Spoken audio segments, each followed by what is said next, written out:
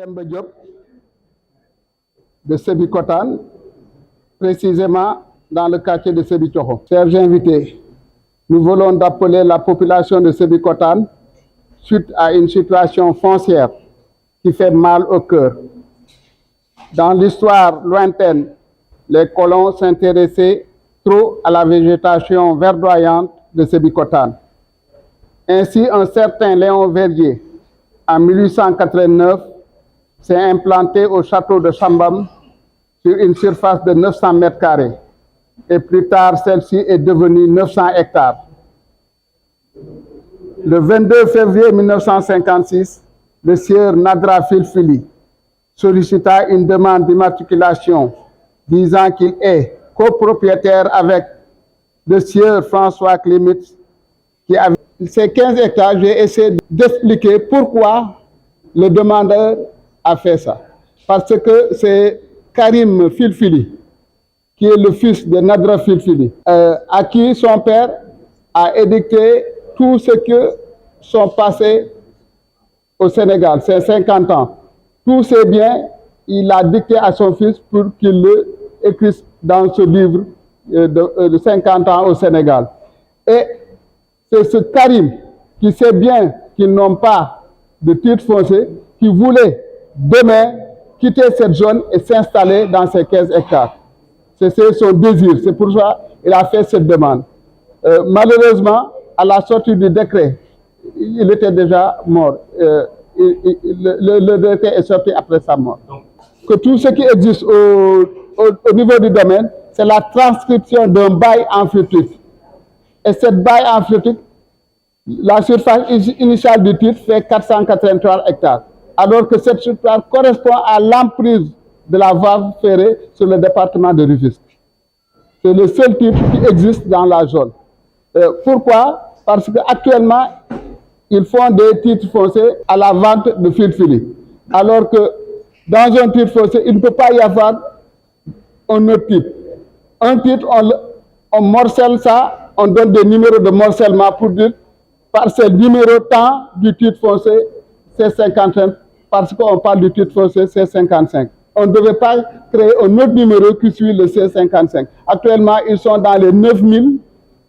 à Sébikotane, des titres à 9000. Dans cette situation, on ne connaîtra jamais la surface réelle des titres fonciers au niveau de Sébikotane. Ce bail, oui, ce bail existe parce que la demande a été faite le 26 septembre 1956.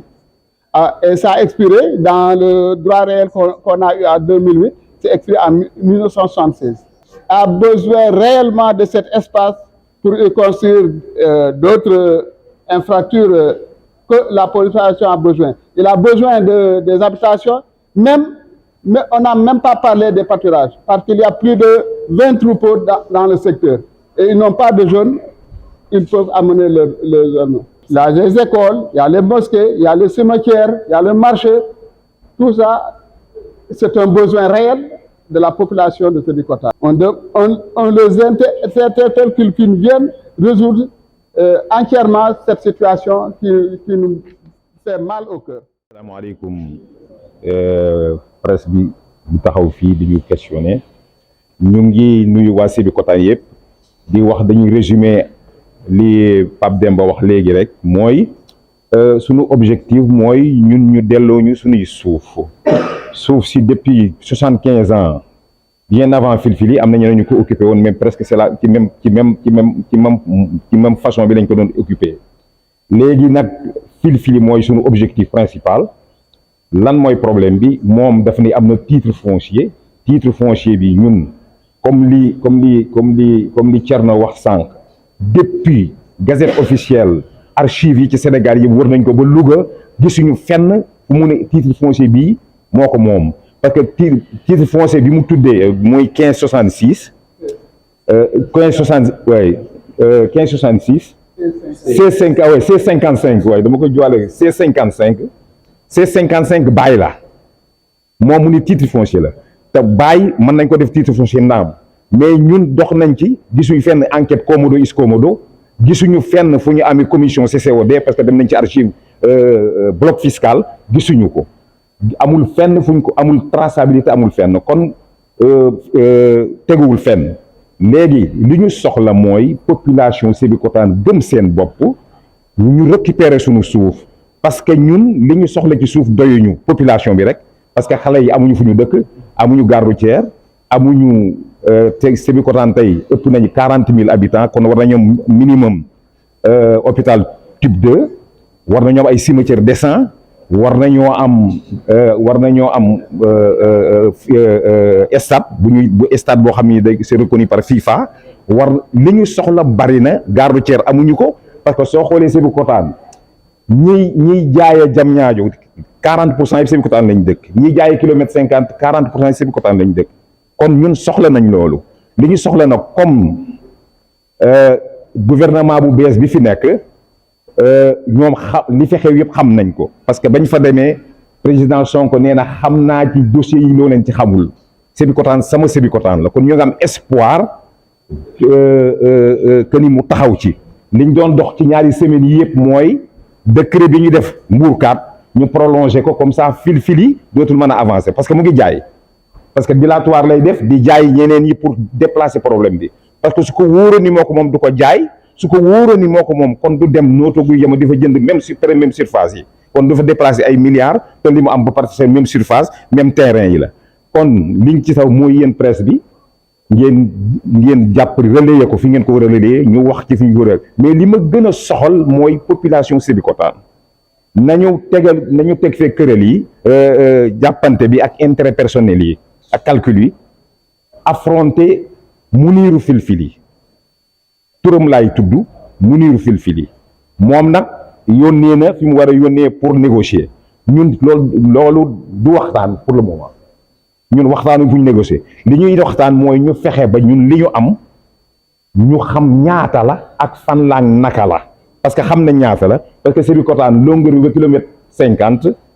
6 kilomètres la sur 1,5 km 1,8 km dafay varier ci diggante yi kon xam nañ ñaata kilomètre carré la ñu am ay dëkk ñoo dëkk ci biir moom xam na ko ñun xam nañ ko li ñu soxla daal mooy